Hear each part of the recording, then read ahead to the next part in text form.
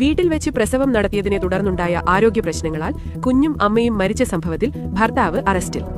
ചാവക്കാട് എടക്കഴിയോ പഞ്ചവടി കല്ലുവളപ്പിൽ 43 വയസ്സുള്ള ഇബ്രാഹിമിനെയാണ് Chavakkad police arrest ചെയ്തത്.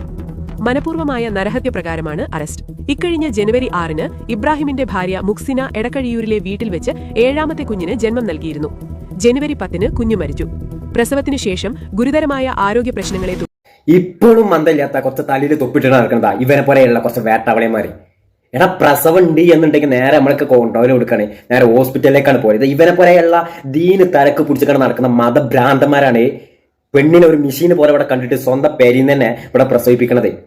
ഇതൊക്കെ എന്താണെന്ന് അറിയാം, അതായത് ഹോസ്പിറ്റലിൽ കൊണ്ടാൻ വേണ്ടി പാടില്ല, അത് ഇസ്ലാമിനോട് എതിരാണ്, അത് ദീനിനോടെ പുറത്തു പോകും എന്നൊക്കെയാണ് ഇവനെ പോലെയുള്ള ആൾക്കാരുടെ ചിന്താഗതികൾ.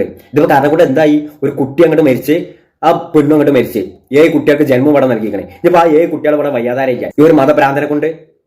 ഇത് മതഭ്രാന്ത് തന്നെ ഇവിടെ പറയുള്ളൂ, അല്ലാതെ ഇതൊന്നും ഇതിനപ്പുറത്ത് കൂടെ പറയാൻ പറ്റൂല. ഇവിടെ എത്ര ആൾക്കാർ ഇവിടെ മുസ്ലിംസുകളായിട്ടുള്ള എത്ര ഇവിടെ ആൾക്കാർ ഇവിടെ ഹോസ്പിറ്റലിലല്ലേ ഇവിടെ ഈ പോണത്, എല്ലാവരും ഈ പേരന്റെ ഉള്ളിൽ തന്നെയാണോ ഇതാക്കുന്നത്? അല്ലല്ലോ, ഇവനെ പോലെയല്ല തലയിൽ തൊപ്പിട്ട് കാണാൻ നടക്കുന്ന മതം പറഞ്ഞു നടക്കുന്ന ചില മൂല്യാക്കന്മാരാണ് കെട്ടിയ പെണ്ണിനെ വരെ ഹോസ്പിറ്റലിലേക്ക് വിടാതെ പ്രസവമാണെങ്കിൽ പ്രസവ പെരീനെ പ്രസവിച്ചാൽ മതി എന്ന് പറഞ്ഞാണ്ട് അവിടെ നിൽക്കാണ്ട് എന്ത് ചെയ്യണത് ഉണ്ടാക്കണത്. ഒരു പ്രസവം വരേക്കും ഹോസ്പിറ്റലിലേക്ക് വിടാതെ അത് പെരന്റെ ഉള്ളിൽ തന്നെ കുത്തിർപ്പിച്ച് കണ്ട് എന്ത് ചെയ്യുക, ഈ പെരന്റെ പേക്കാണെങ്കിൽ പേരെടുക്കുക. മറ്റുള്ള പെണ്ണുങ്ങൾക്ക് ആർക്കും എന്ത് ചെയ്യാൻ പറ്റൂല, പ്രസവിക്കുന്ന പെണ്ണിന്റെ ശരീരം കാണാൻ വേണ്ടിയിട്ട് പാടില്ല എന്നുള്ളതാണ് ഇവന്റെ ഒരു ധാരണ. അത് കാരണം കൊണ്ടായിരിക്കണം ആ പെണ്ണിനെ പെരിത്തന്നെ നിങ്ങൾ പ്രസവിച്ചിട്ട് എന്തിനാണാടാ ഇതേമാതിരി മതാണ് വലുതെന്ന് പറഞ്ഞാണ്ട് ഇതേമാതിരി ഒരു പെണ്ണിന്റെ ജീവിതം വരാൻ വേണ്ടി ഇല്ലാതാക്കണത്. ഇങ്ങനെയും കുറച്ച് കോട്ടകഥകളി ഇന്നത്തെ കാലത്ത് എന്തിനാണ് ഇത്ര വലിയ ഇടങ്ങാറാക്കിയാണ്ട് ചെയ്യണം പ്രസംഗങ്ങൾ എന്തിനാ ചെയ്യണ ആവശ്യം? കൊന്ന് കളഞ്ഞല്ലേ ഈ ഒരു മതഭ്രാന്തി തലക്ക് പിടിച്ചിട്ടുള്ള ഇവനെ അല്ലേ?